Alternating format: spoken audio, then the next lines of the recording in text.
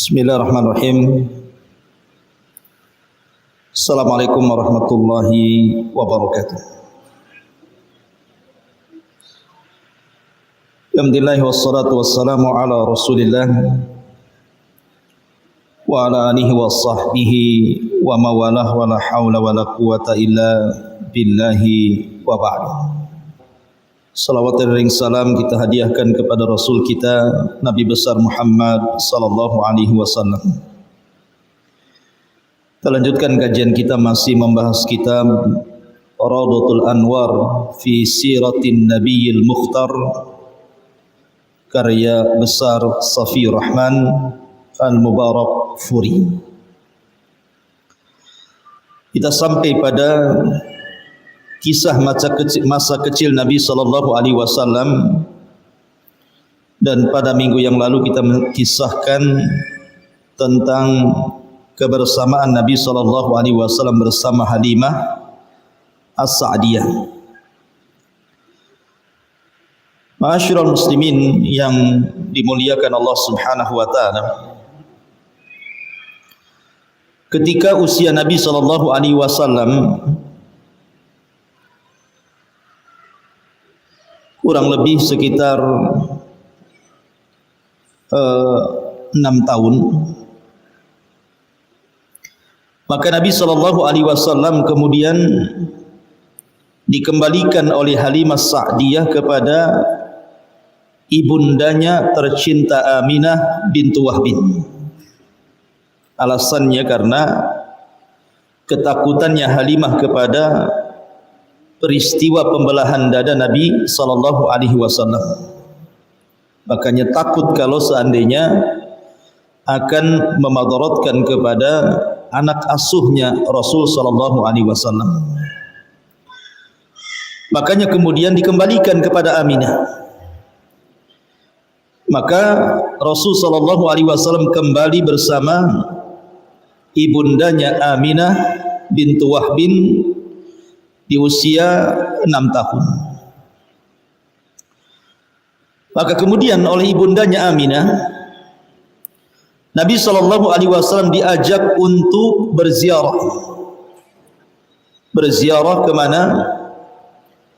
Ke kuburan suaminya Abdullah atau ayahanda dari Nabi sallallahu alaihi wasallam. Ma'asyiral muslimin yang dimuliakan Allah Subhanahu wa taala, maka berangkatlah dengan 2 unta ditemani oleh seorang pembantu Aminah namanya Ummu Aiman. Jadi Nabi sallallahu alaihi wasallam ketika usia 6 tahun dibawa oleh ibundanya dan pembantunya Ummu Aiman. Makanya Ummu Aiman ini sangat berjasa nantinya. Ketika Nabi sallallahu alaihi wasallam meninggal dunia, dia belum meninggal dunia. Jadi sudah tua sekali Ummu Aiman ini. Ketika kemudian Abu Bakar dan Umar radhiyallahu anhuma ingin menziarahi rumahnya Ummu Aiman setelah meninggalnya Nabi sallallahu alaihi wasallam. Jadi Ummu Aiman ini ketika melihat Abu Bakar dan Umar menangis. Kemudian Abu Bakar mempertanyakan tentang tangisan Ummu Aiman itu. Apakah dia sedih karena meninggalnya Rasul atau karena apa? Maka Ummu Aiman mengatakan, "Wahai Abu Bakar, wahai Umar, aku menangis bukan karena wafatnya Nabi, tetapi aku menangis karena dengan wafatnya Nabi terputuslah wahyu Allah Subhanahu wa taala." Jadi nanti ada kisahnya tentang Ummu Aiman ini. Intinya bahwa Khadijah membawa Rasul kecil usianya 6 tahun bersama Ummu Aiman dengan 2 unta bertolak dari Mekah menuju Madinah. Kemudian selama di perjalanan tidak ada tanda-tanda bahwa Aminah itu akan meninggal. Artinya mungkin sakit dulu atau apa, ya biasa saja sehat dari Mekah ke Madinah.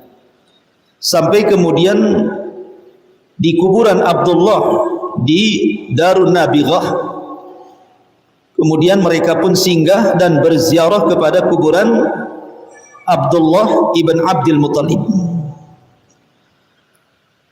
Kemudian akhirnya Aminah pun singgah di rumah bibi-bibinya yang ada di Madinah, di Bani Adi ibn Najjar yang ada di Yathrib beberapa bulan.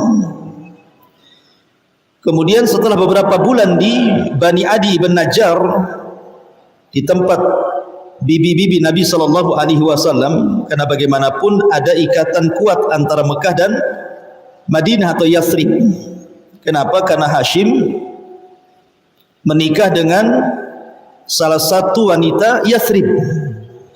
Kemudian dari Hashim ini lahir Syaibah atau dikenal dengan Abdul Muttalib.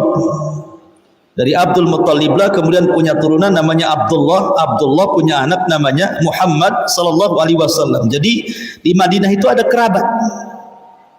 Karena dari kakek buyutnya yang menikah dengan wanita Yathrib Madinah. Makanya kemudian Khadijah pun beberapa bulan tinggal di Bani Adi ibn Najjar di Yathrib itu. Lah ketika sudah cukup lama tinggal di Madinah, akhirnya kemudian mereka pun ingin pulang ke kota Mekah. Maka bertolaklah Aminah, Ummu Aiman dan Rasul kecil menuju kota Mekah.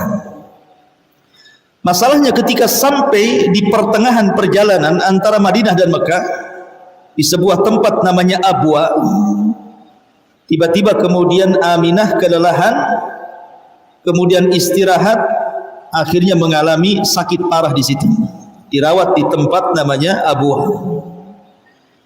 Kemudian Allah Subhanahu wa taala takdirkan tidak tertolong nyawanya, akhirnya Aminah pun meninggal di Abwa. Ada yang mengatakan dia dikubur di atas gunung, dan ada juga yang mengatakan dia dikubur di Hajjun. Wallahu alam, tetapi ahli sejarah banyak yang mengatakan intinya beliau meninggal di satu tempat antara Mekah dan Madinah yang disebut dengan Abwa. Disitulah Aminah meninggal dunia. Dari sini Nabi SAW mungkin bahasa kita menjadi anak yatim piatu gitu ya.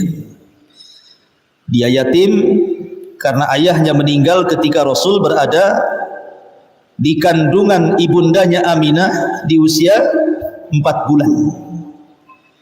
Kemudian Aminah meninggal dunia di usia Nabi SAW 6 tahun. Tetapi Allah Subhanahu wa taala tidak mungkin meninggalkan Nabi SAW. Allah berfirman, wa wajadaka yatiman fa'awa. Kami dapati engkau Muhammad dalam posisi yatim, ditinggal mati ayahnya, kemudian ditinggal meninggal pula ibundanya. Maka Ummu Aiman kemudian membawa Nabi SAW dan menyerahkan kepada kakek tercintanya Abdul Muttalib. Maka Nabi SAW berada di pangkuan Abdul Muttalib. Ma'asyiral muslimin yang dimuliakan Allah Azza wa Jalla, Abdul Muttalib namanya Syaibatul Hamdi.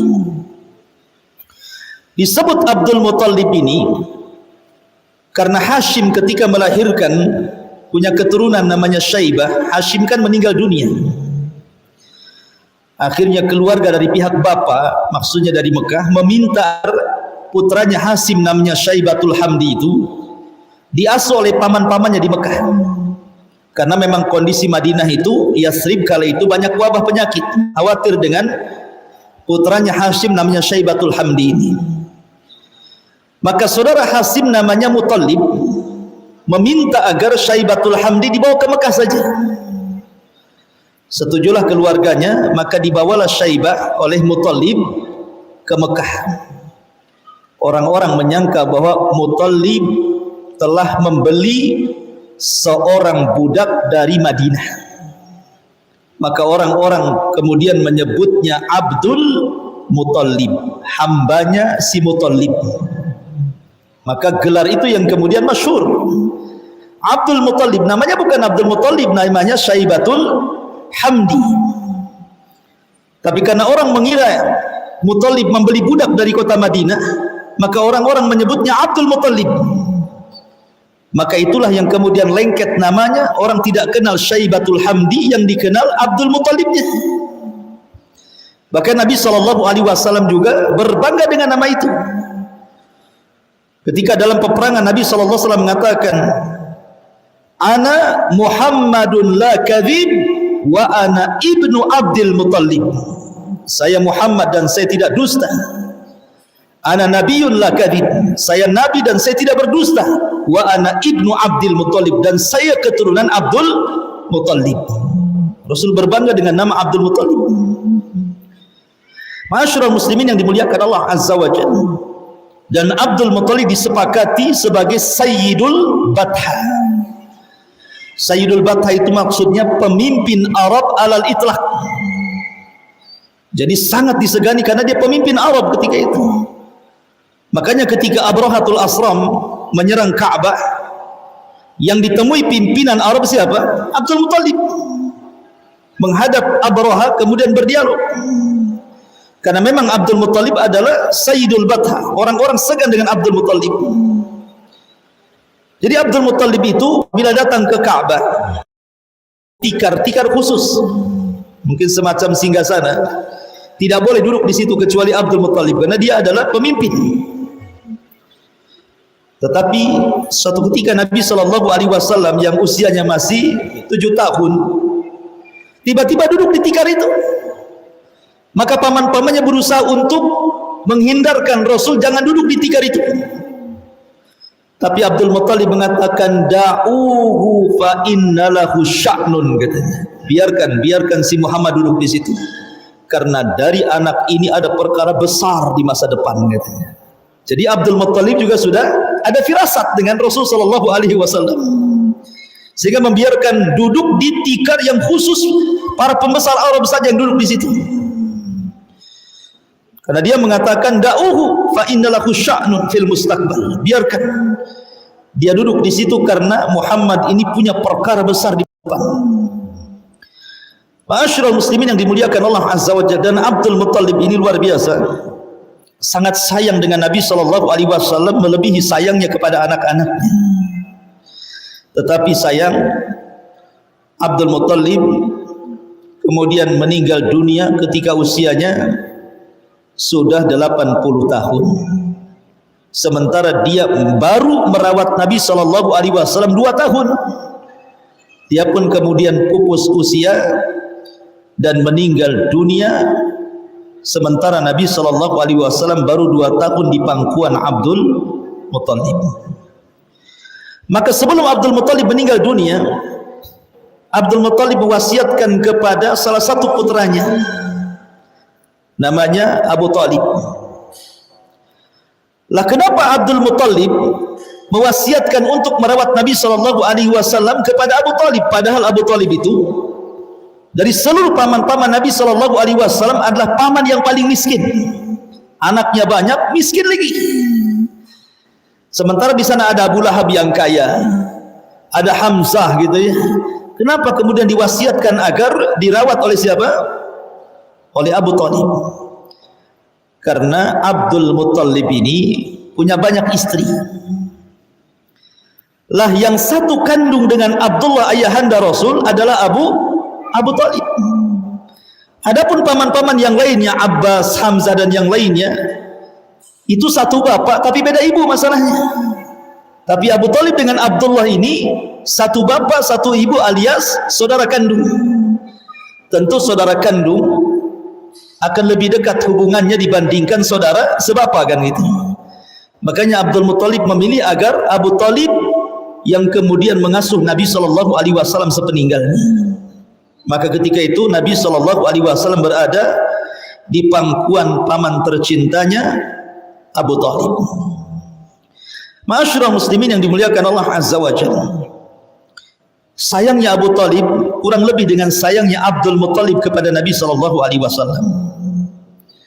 Abu Talib jauh lebih menyayangi Rasul dibandingkan anak-anaknya sendiri. Karena Nabi itu dari kecil memang akhlaknya sudah bagus. Allah sudah persiapkan dia jadi seorang Nabi masalahnya. Jadi siapapun yang berjumpa dengan Nabi SAW senang. Karena dari kecil akhlaknya sudah bagus. Jadi Abu Talib itu suka dengan Nabi Shallallahu Alaihi Wasallam. Ketika usia Nabi Shallallahu Alaihi Wasallam sudah 12 tahun, artinya Nabi sudah 4 tahun di pangkuan Abu Talib, datanglah musim berniaga. Banyak orang-orang Quraisy itu berniaga dari Mekah menuju kota Madinah, menuju kota Syam.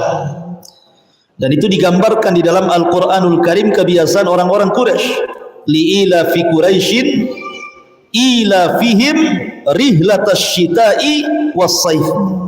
Kebiasaan orang-orang Quraisy itu berniaga, rihlah untuk berniaga ke mana?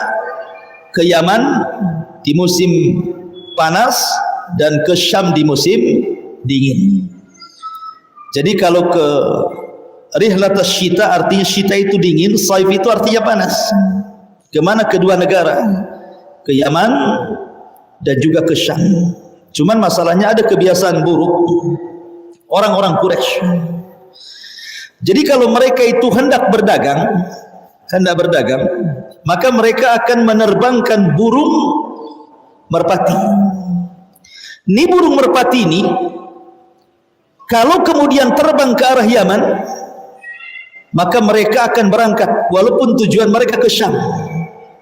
Karena burung kalau terbang ke arah Yaman berarti membawa hoki. Mereka akan diuntungkan dalam berniaga. Tapi kalau burungnya diterbangkan ngarahnya ke Syam, walaupun perjalanannya ke Yaman tidak akan berangkat. Makanya Syam disebut Syam dari Syu'mun. Kenapa negara itu disebut Syam? Orang-orang jahiliyah menganggap Syam disebut Syam itu dari kalimat Syu'mun. Syu'mun itu tidak hoki artinya. Sial bahasa kitanya. Makanya mereka tidak mau. Ini kalau diterbangkan, loh kok ke arah Syam? Nggak jadi itu berangkat mereka. Besoknya diterbangkan lagi ke arah Syam, nggak jadi lagi. Sampai betul-betul burung itu ngarah ke Yaman, baru berangkat. Dan itu disebut tatoyur namanya. Makanya ketika Nabi Shallallahu Alaihi Wasallam diperlihatkan umat yang sangat banyak pada hari kiamat, kemudian Rasul dikatakan, itulah umatmu wahai Muhammad, tetapi dari umatmu ada 70.000 yang masuk surga tanpa hisab dan azab. Kemudian Nabi SAW mensifatkan sifat 70.000 itu dengan 4 sifat. Alladzina la yarkun atau la yastarkun, kemudian wala yaktawun, kemudian wala yatatayyarun, kemudian wa ala rabbihim yatawakkalun.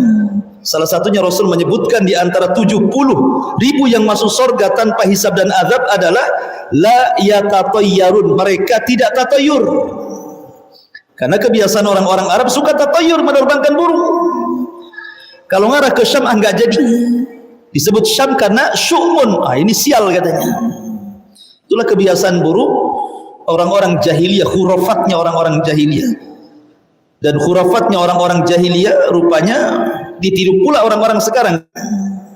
Sekarang tatayur itu berkembang. Kalau dulu hoki dan tidak hoki itu dinisbatkan ke burung saja. Kalau sekarang kemana-mana, ke ikan lohan. Pernah dulu ikan lohan kan? Kalau nong-nongnya makin gede makin hoki gitu ya.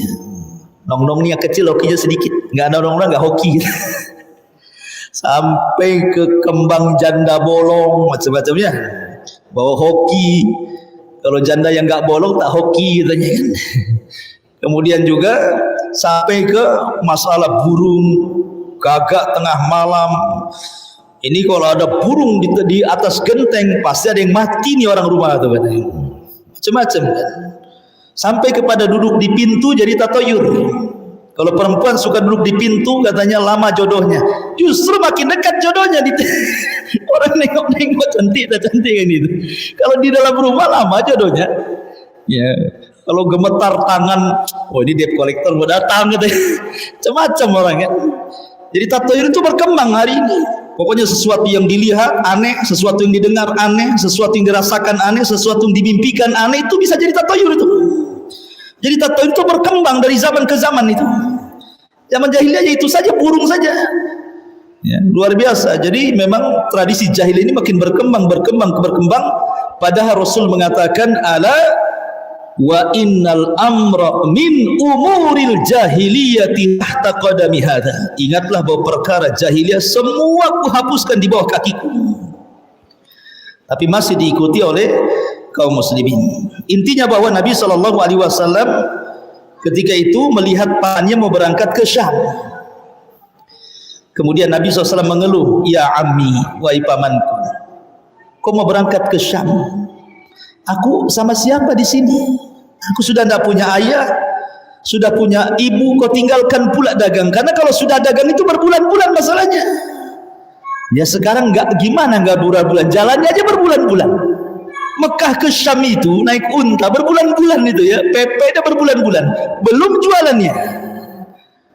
Sehingga Nabi SAW mengatakan, ya ammi, kau tinggalkan kepada siapa diriku? Aku sudah tidak punya ayah, tidak punya ibu gitu. Akhirnya kemudian Abu Talib merasa kasihan dengan Nabi SAW dan mengatakan, kalau begitu ayo kau ikut. Maka Rasul SAW pun akhirnya ikut bersama Abu Talib, bertolak bersama kafilah-kafilah dagang menuju Syam. Kita tinggalkan kisah Nabi dan Abu Talib. Kita masuk ke daerah Busra.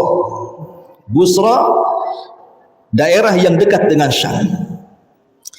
Di situ ada seorang rahib, namanya Buhaira Ar-Rahib. Buhaira Ar-Rahib ini adalah salah seorang dari pembesar-pembesar atau ulama-ulama Nasrani. Jadi ulama-ulama Nasrani ada pembesarnya. Lah salah satu pembesarnya adalah namanya Buhaira Rahib. Orangnya keras dan fanatik. Karena keras dan fanatik itulah maka dia tidak disukai sesama ulama-ulama Nasrani di zamannya. Diusirlah dia. Akhirnya kemudian dia pergi dan menetap di sebuah tempat namanya Busra. Di Busra itu konon ada riwayat yang mengatakan bahwa Buhaira ini punya dukun yang suka meramal gitu. Dan dukun ini meramalkan bahwa sudah dekat waktu kenabian. Menceritakan kepada Buhaira, karena Buhaira itu suka membaca kitab-kitab lama gitu ya. Sehingga tahu alamat-alamat kenabian, tentu juga ada cerita dari nenek moyang mereka. Dari akabir an-anak akabir, artinya ada sanad dari bapak-bapak mereka menceritakan tentang akan ada nabi di akhir zaman. Dan Buhaira sudah mendengar, dan dia punya dukun, punya tukang ramal yang suka meramalkan tentang kedatangan nabi ini. Ini satu riwayat. Ada yang mengatakan tidak, Buhaira tidak punya dukun. Ya memang Buhaira adalah seorang ulama dari ulama-ulama Nasrani, sehingga diberikan pengetahuan tentang alamat-alamat, kejadian-kejadian, peristiwa-peristiwa tentang akan munculnya seorang nabi. Sehingga setiap hari Buhaira ini apabila sudah dekat waktunya, maka terus kemudian memperhatikan alamat-alamat alam. Ketika Nabi SAW safar dengan Abu Talib ke Syam, ini Buhaira ini sudah merasakan sesuatu yang tidak enak. Jangan-jangan yang diramalkan itu terjadi dalam waktu dekat ini. Kemudian Buhaira pun akhirnya kemudian ketika melihat alam semesta gitu ya, melihat kondisi awan, melihat kondisi macam-macam, kayaknya sebentar lagi kabar yang selama ini ditunggu-tunggu ratusan tahun itu akan dekat. Akhirnya kemudian dia pun berjalan ke sebuah pohon. Lah tempat pohon itu sampai hari ini pohon itu dikunjungi. Tempat Buhaira menunggu Nabi SAW. Di tempat itu sampai sekarang masih ada pohon di situ. Jadi mati mungkin tumbuh lagi pohon lain gitu ya. Tapi pohon itu menjadi pohon keramat masalahnya. Karena banyak para pejabat dunia, ya mungkin menteri-menteri dunia sana, itu menziarahi pohon itu sampai sekarang. Ya. Jadi Buhaira itu menunggu di situ, kemudian melihat awan. Karena Buhaira berpegang kepada 4 alamat. Satu, bahwa Nabi ini akan dinaungi oleh awan sepanjang perjalanannya. Dua pohon yang dia bernaung di situ, kalau datang orang itu dia akan menunduk, akan sujud, dahan-dahannya akan menunduk. Kemudian yang ketiga, maka calon Nabi ini nanti akan duduk di samping dia dan dia bisa bertanya kepadanya. Kemudian yang keempat, dalam badannya ada tanda stempel kenabian. Dia pegang 4 alamat ini. Kemudian selang beberapa hari setelah dia duduk, terus setiap hari dia duduk di pohon itu, tidak jauh dari tempat ibadahnya, rupanya datang kafilah rombongan Abu Talib bersama para pedagang Quraisy yang Nabi ada di situ. Buhairah Rahib ini tidak pernah menjamu orang-orang yang bolak-balik datang kafilah dari Mekah ke Syam, dibiarkan saja, nggak peduli. Tapi hari itu entah kenapa gitu ya, perasaannya nggak enak. Ketika datang rombongan Abu Talib, langsung di stop. Kemudian dia mengatakan, sudikah kalian singgah di rumahku, makan bersamaku? Akhirnya kemudian Abu Talib pun singgah di rumah Buhairah Rahib di tempat ibadahnya, kemudian dijamu, makan enak. Dan Buhairah mengatakan, saya minta kepada kalian, jangan ada satupun yang terlewatkan dari orang-orang kalian, mau kecil, mau besar, mau budak, mau merdeka, singgah di rumahku, semua aku jamu. Akhirnya kemudian semua didatangkan kecuali Nabi, karena harus ada yang jaga dagangan-dagangan yang ditambatkan itu, nanti hilang kan gitu ya. Tapi Buhairah mengatakan, masih ada enggak orang yang di luar sana yang tidak ikut dengan kalian, ataukah sudah sempurna? Karena Buhairah Rahib ketika melihat orang-orang berkumpul dan Rasul tidak ada sama sekali tanda-tanda kenabian itu. Makanya Buhairah Rahib bertanya, ada lagi enggak orang yang kalian tinggalkan? Maka kata Abu Talib, ada, anakku. Siapa? Muhammad. Panggil dia ke sini. Akhirnya kemudian Nabi SAW dipanggil. Dari situlah Buhairah Rahib melihat ada tanda-tanda aneh kepada anak kecil yang berusia 12 tahun ini. Dia melihat ke langit ada awan yang menaunginya. Kemudian ketika dia melihat kepada pohon, ketika Rasul lewat di situ, pohon itu nunduk. Berarti dia orangnya, katanya. Maka kemudian Buhairah pun melihat Rasul usia 12 tahun, kemudian bertanya, boleh enggak aku bertanya kepadamu? Bahkan sempat bersumpah. Dia mengatakan, demi Lata dan Uzza. Buhairah menirukan orang-orang Arab, padahal dia tidak pernah bersumpah dengan itu, karena dia sering mendengar orang-orang Arab selalu bersumpah dengan 2 patung ini. Dikiranya Nabi SAW suka dengan sumpah itu. Rupanya Rasul mengatakan, aku tidak pernah mendengar sumpah itu, maksudnya aku tidak suka dengan sumpah itu. Dari sini Buhairah Rahib sudah curiga kan, dia tidak suka dengan sumpah itu. Kemudian Buhairah bertanya, bagaimana soal tidurmu? Hayah, bagaimana bentuk tidurmu? Bagaimana keseharianmu? Ditanya semuanya. Jadi keseharian Nabi SAW ditanya oleh Buhairah Rahib dengan sangat detail.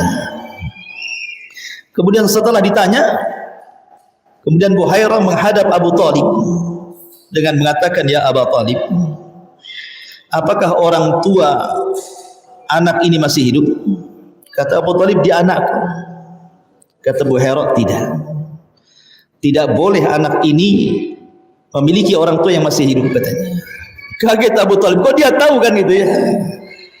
Maka Abu Talib mengatakan, ya sebenarnya dia adalah keponakanku, ayahnya sudah meninggal dunia dan ibunya juga sudah meninggal dunia. Maka Buhairah Rahib kemudian mengatakan kepada Rasul, bisa enggak kau singkapkan pakaian? Maka Rasul menyingkapkan pakaiannya, kemudian di pundaknya terdapat cap kenabian. Dari situlah Buhairah menangis. Rupanya ini orang yang selama ini ditunggu-tunggu para pembesar Nasrani yang ada di Syam. Nabi akhir zaman setelah Isa bin Maryam. Kata Buhairah kepada Abu Talib, ya Abu Talib, jangan kau bawa anak ini ke Syam, karena di Syam banyak orang-orang Yahudi.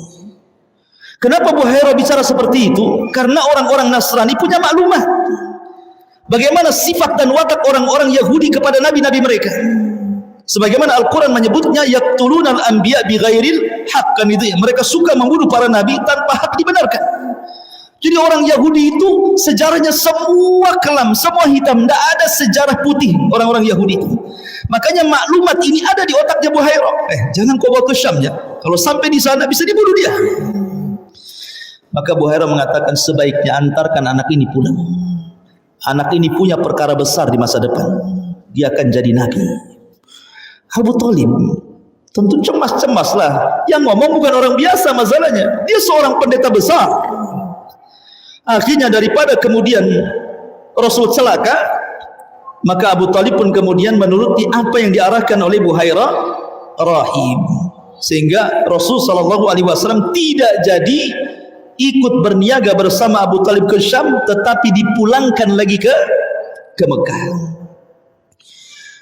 Lah itulah kisah Buhairah rahim. Ma'asyiral muslimin yang dimuliakan Allah Azza wa Jalla, sedikit faedah. Mungkin kisah sampai di sini, tapi saya ingin memberikan faedah kepada antum tentang orang tua Nabi Sallallahu Alaihi Wasallam. Kita tahu bahwa ada hadis Nabi Sallallahu Alaihi Wasallam yang terkadang diramaikan di masyarakat kita karena mayoritas kaum muslimin, tentang hadis Nabi Sallallahu Alaihi Wasallam dari Anas ibn Malik radhiyallahu anhu. Ketika ada seseorang laki-laki datang kepada Rasul dan berkata, "Aina abi?" Di mana bapakku wahai Rasul? Rasul tidak mau jawab, tidak suka pertanyaan seperti itu. Makanya Allah Subhanahu wa taala berfirman, "La tas'al an asya in tubdalakum tasukum." Jangan bertanya sesuatu yang tidak ada faedahnya. Terkadang kalau kau tahu jawabannya, kau nyesal nanti. Ya. Ngapain tanya bapakku di mana katanya? Bukan pertanyaan gak ada faedahnya. Bapaknya sudah meninggal, asli ditanya bapaknya di mana, di neraka kan di surga, di neraka kan di surga. Nabi tidak mau jawab sampai 3 kali. Akhirnya Nabi SAW terpaksalah kemudian menjawab dan mengatakan, "Sini kamu yang bertanya di mana bapakmu." Maka Rasul mengatakan, "Inna abi wa abuka finnar, inna abi wa abaka finnar." Bapakku dan bapakmu di neraka. Puas kamu. Nyesel akhirnya tahu bapaknya di neraka kan. Makanya jangan banyak tanya, kalau tahu jawabannya nyesel jadinya kan. Jadi Rasul mengatakan, bapakku dan bapakmu di neraka. Kau sudah tahu bapakmu di mana katanya. Soalnya di sini ada kalimat inna abi, sesungguhnya bapakku. Ini yang jadi polemik di masyarakat. Akhirnya saling mencela satu yang lainnya kan. Ketika ada orang mengatakan bapak Rasul di neraka, diserang oleh yang lain. Wah, ini enggak beradab, macam-macam gitu. Sebaliknya, orang yang mengatakan, "Oh tidak, mungkin bapak Rabi di neraka," kamu menolak hadis katanya. Saling menyalahkan gitu ya. Sebenarnya bagaimana kedudukan dan apa hujah kedua dari kelompok ini? Ini faedahnya. Ma'asyiral muslimin yang dimuliakan Allah Subhanahu wa taala. Pertama, saya akan mengambil hujah bahwa kalimat abi di sini adalah memang ayahanda Nabi sallallahu alaihi wasallam. Apa hujah mereka yang mengatakan memang kalimat abi di sini artinya Abdullah? Abdullah yang dimaksud sabda Rasul, "Inna abi wa abaka finnar." Sesungguhnya bapakku dan bapakmu di neraka. Pertama, zahir hadis yang tadi. Kata-kata inna abi wa abaka finnar, bapakku dan bapakmu di neraka. Kalimat abi bapak, ya bapak. Jangan kemudian dipalingkan ke paman kecuali ada pemalingnya. Karena bagaimanapun sebuah lafaz dalam bahasa Arab dibawa ke hakikatnya, jangan dipalingkan ke majaz kecuali ada dalilnya. Maka bapak ya bapak, maksudnya Abdullah di sini. Kemudian juga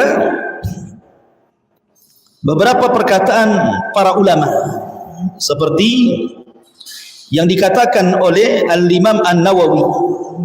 Imam Nawawi ma'ruf, seorang ulama mazhab Syafi'i yang kitabnya kita pelajari Arba'in Nawawi, kemudian juga Riyadhus Shalihin, banyak karyanya. Salah satu karya fenomenalnya adalah Syarah Sahih Muslim. Lah hadis bapakku dan bapakmu neraka itu terdapat dalam Sahih Bukhari dan Muslim. Artinya bahwa hadis ini jangan diragukan kesahihannya, karena terdapat di 2 sahih, sahihaini Bukhari dan Muslim. Makanya ketika Imam Nawawi mensyarah Sahih Muslim, apa kata beliau ketika mensyarah hadis ini? Imam Nawawi rahimahullah mengatakan, fihi anna man mata 'alal kufri fahuwa min ahli nar. Wa fihi anna man mata fil fatrati ala ma kanat alaihi al-arabu min ubadatil wasan atau min ubadatil awsan fahuwa min ahli nari. Kata beliau, hadis ini berfaedah bahwa siapapun yang mati di atas kekufuran maka dia termasuk dari penduduk neraka. Dan hadis ini juga mengatakan bahwa barang siapa yang meninggal di masa fatrah, fatrah itu artinya kekosongan para nabi, karena Isa sudah nggak ada, jauh 500 tahun baru muncul Rasulullah. Sementara Rasul belum muncul, ajaran Isa sudah nggak ada, itu disebut fatrah namanya. Tetapi kata Imam Nawawi, anna man mata fil fatrati ala ma kanat alaihi al-arab, bahwa siapa yang hidup di masa fatrah di zaman Arab, maka orang-orang Arab di masa fatrah itu adalah para penyembah berhala, fahuwa min ahli nar. Maka siapapun yang meninggal di ahli fatrah masuk pada penduduk neraka. Kenapa? Karena di Arab itu masih tersisa ajaran-ajaran Ibrahim. Jadi kalimat wa ma kunna mu'adzibina hatta nab'atsa rasula, dan kami tidak akan mengadab sampai diutus kepada mereka rasul. Di Arab sudah banyak rasul diutus, salah satunya Ibrahim, kemudian Ismail, dan ajarannya masih ada. Buktinya seperti haji dan umroh di zaman jahiliyah kan masih ada tuh, walaupun dengan cara mereka. Kemudian kata Imam Nawawi, walaysa hadza mu'akhadatun qabla bulughi da'wah fa inna haula kanat qad balagathum da'watu Ibrahim wa ghairuhu minal anbiya. Dan ini tidak bisa dijadikan alasan bahwa tidak sampai dakwah kepada mereka. Karena apa? Karena dakwah Ibrahim dan nabi-nabi setelahnya sampai kepada mereka.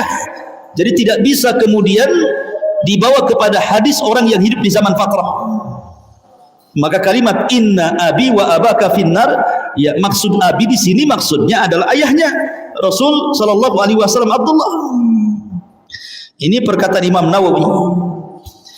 Kemudian perkataan Imam Baihaqi. Imam Baihaqi dalam kitabnya Dalail an-Nubuwah jilid yang pertama halaman 192 mengatakan, wa kaifa la yakunu abawahu wajaddahu bihadhihi sifati fil akhirati wa qad kanu ya'buduna al-wasana hatta matu.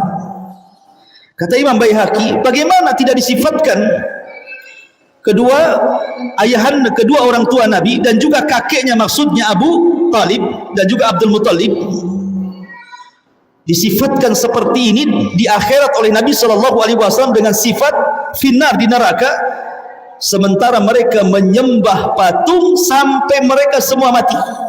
Abdul Muttalib nyembah patung, Abu Talib nyembah patung, Abdullah nyembah patung, Aminah nyembah patung. Itu maksudnya.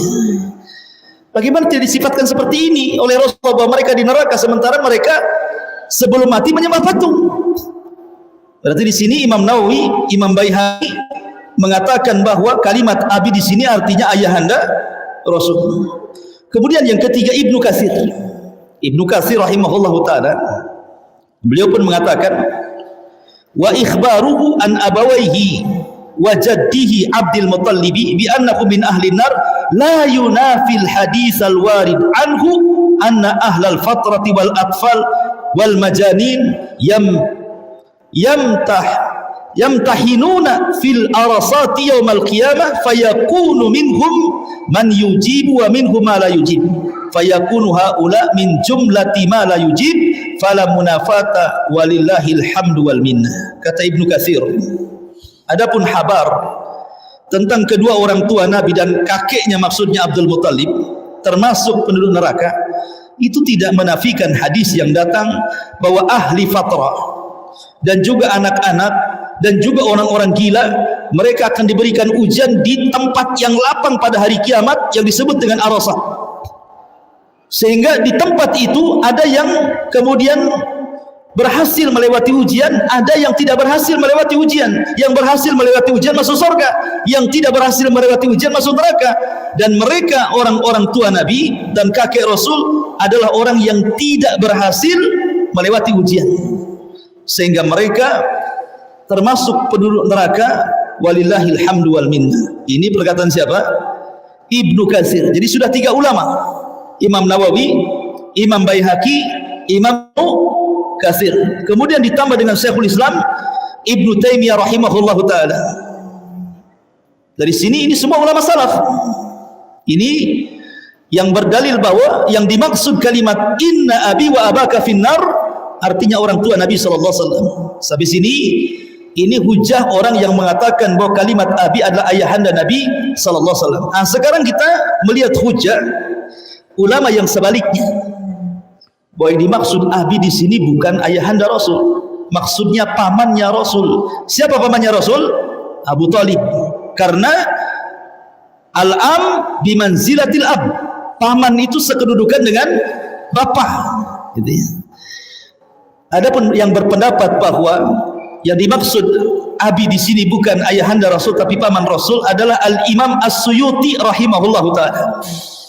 Imam Suyuti rahimahullahu taala mengatakan ila najati abawai ar-Rasul sallallahu alaihi wasallam wa anna Allah taala ahyahuma lahu ba'da mautihima wa amanu bihi.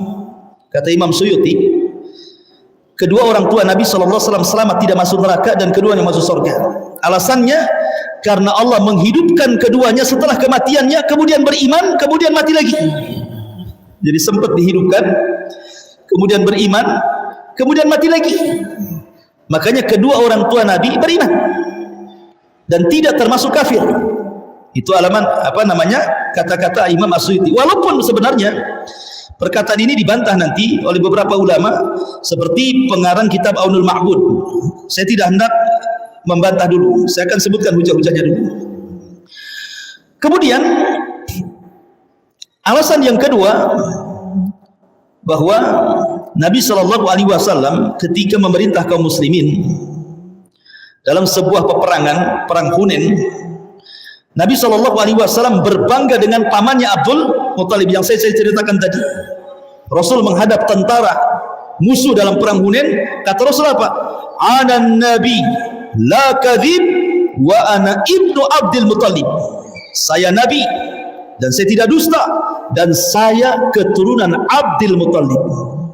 Abdul Muttalib, kalau kalian katakan mereka musyrik, kenapa Rasul berbangga dengan orang musyrik? Kenapa Rasul berbangga dengan orang musyrik? Kan tidak boleh seseorang berbangga dengan orang musyrik. Berarti Abdul Muttalib tidak mati kafir. Begitu juga ayahnya Abdul Muttalib.